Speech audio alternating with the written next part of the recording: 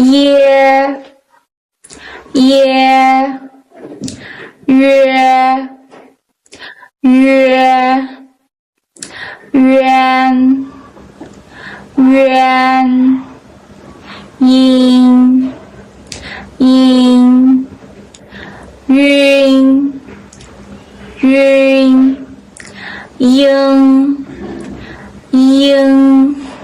You got this? Okay, so far you will learn all the pinyin, which means you can read all Chinese words. And from next video, we are going to learn Chinese new word. Did you excited?